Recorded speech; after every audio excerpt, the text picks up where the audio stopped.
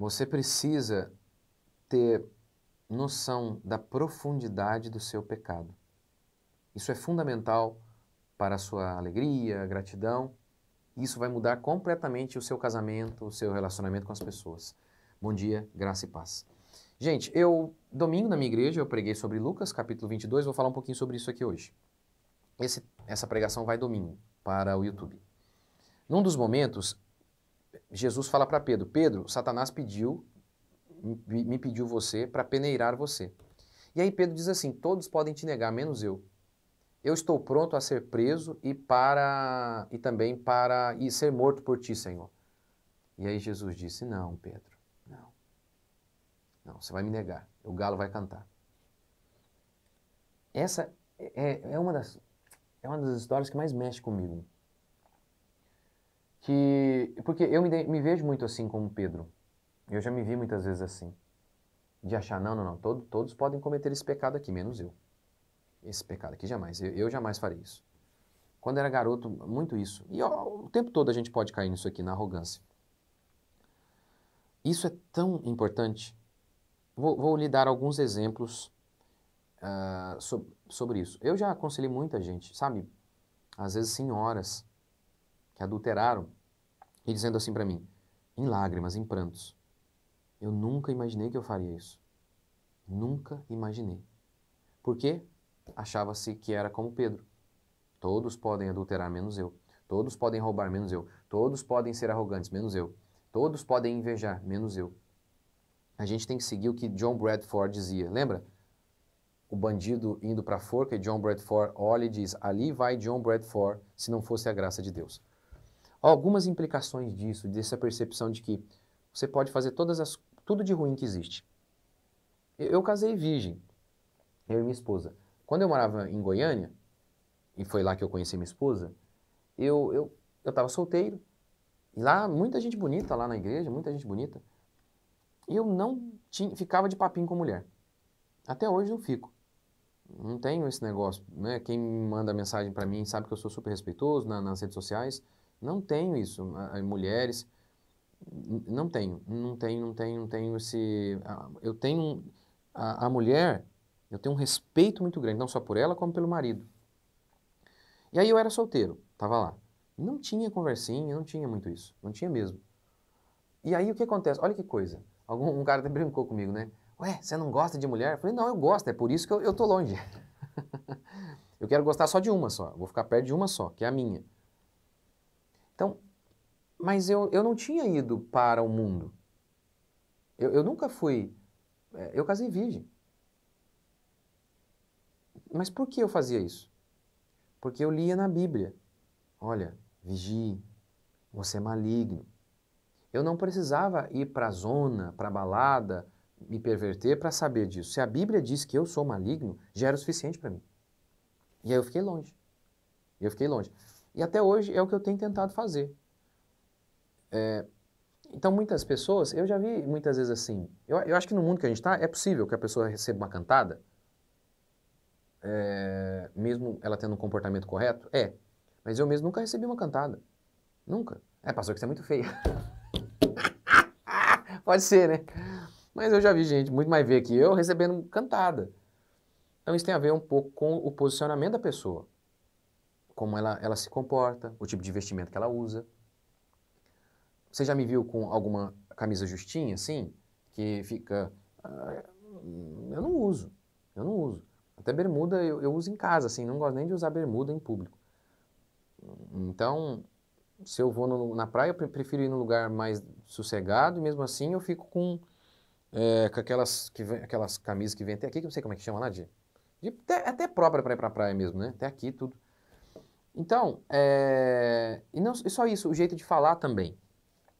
Agora, uma moça, por exemplo, ou um rapaz que é sensual, que usa uma roupa, um cristão vai casado, uma roupa que marca o seu corpo, essa pessoa está mais suscetível a receber cantadas.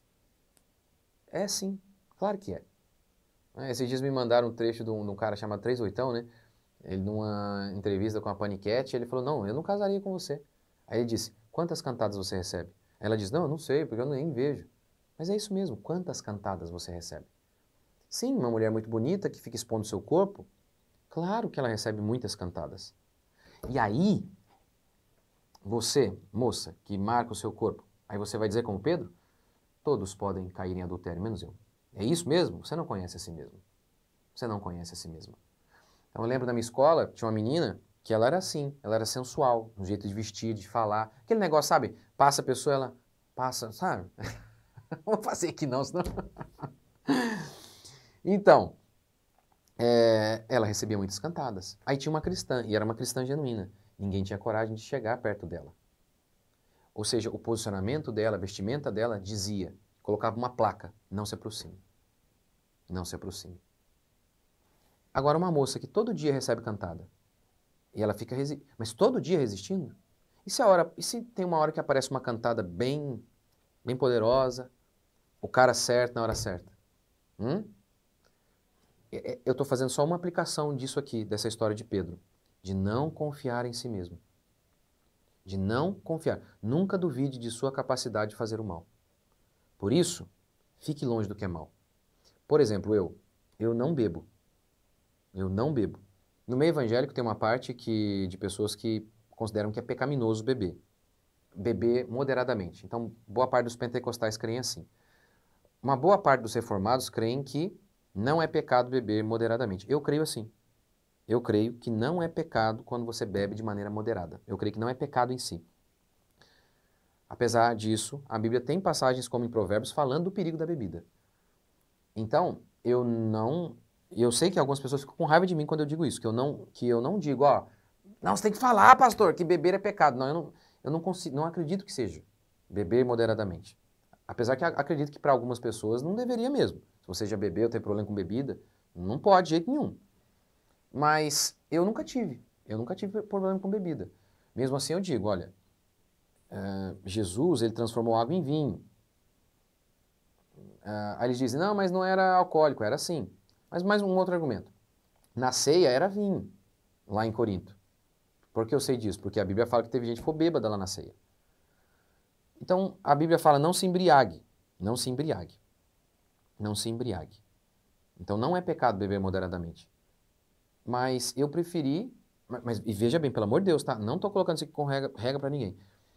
Mas eu falei, não, eu não quero nada. Nunca bebi nada. Nunca bebi nada. Não bebo, não bebo, não bebo. Mas é uma aplicação disso aqui. E nesse sentido, nem estou dizendo mesmo que é uma regra para todo mundo. E no meu caso, enfim, mas essa é uma ideia de não confiar em si mesmo. Eu tenho tentado e me esforçado para ficar longe desses ambientes pecaminosos. Justamente porque a Escritura declara que eu sou maligno. Então, fugir da aparência do mal, né? Seria talvez isso. Essa é uma coisa fantástica. Esse princípio vai te ajudar em tudo, no seu casamento, em tudo. Se lembrar, nós somos maus, a gente não tem percepção do quão maligno nós somos. Nós não sabemos o nosso limite. Nós não sabemos. Portanto, a primeira aplicação, fique longe do que é mal. Em relação ao sexo oposto, vista-se de maneira prudente, piedosa. Não fique de papinho.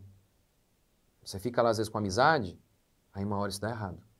Um dia eu fiz um vídeo aqui no meu canal sobre amizade entre sexo oposto. Entra lá, eu falando que não dá certo. Veja os comentários lá. Tô casado com meu melhor amigo. Tô casado com meu melhor amigo.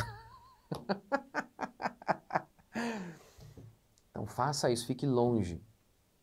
Não diga como Pedro. Todos aqui podem adulterar, menos eu. Todos aqui podem te negar, menos eu. Todos aqui podem ser arrogantes, menos eu. Todos aqui podem ser... Enfim, você é capaz de fazer qualquer tipo de coisa ruim. Fique longe do pecado, então. Fique longe. Óbvio, não seja legalista, pelo amor de Deus, né? Quer inventar regras mais santas do que Deus. Como eu falei aqui em relação à bebida, é uma opção minha, não estou colocando como regra para ninguém. Mas eu não bebo, na minha casa também não. Na casa não. Mas às vezes eu chego em alguns irmãos e eles bebem, de maneira alguma me sinto constrangido, fico mal, não. Mas é simplesmente uma aplicação disso aqui para mim. É só isso aí. Então, fiquem longe do pecado. Amém? Vamos orar? Obrigado, Senhor, por mais um dia. Bendizemos o Teu santo nome. Pedimos que a Tua graça e a Tua bondade esteja conosco, o Teu cuidado esteja conosco. Livra-nos do mal, livra-nos de cair em tentação. Que a bondade do Senhor, ó Pai, nos alcance a cada manhã. Aqueles que cometeram pecado, que o Senhor perdoe. Aqueles que cometeram, todos nós, o tempo todo, ó Deus, tem misericórdia de nós. Perdoe os nossos pecados. Perdoe os nossos pecados, Pai. Perdoe os nossos pecados mais uma vez. Que a graça do Senhor esteja conosco. Que o Teu Espírito Santo nos ilumine e nos fortaleça para mais um dia. Fortalece-nos para mais um dia, Senhor. Em nome de Jesus. Amém, meus queridos amigos e irmãos. Deus abençoe vocês.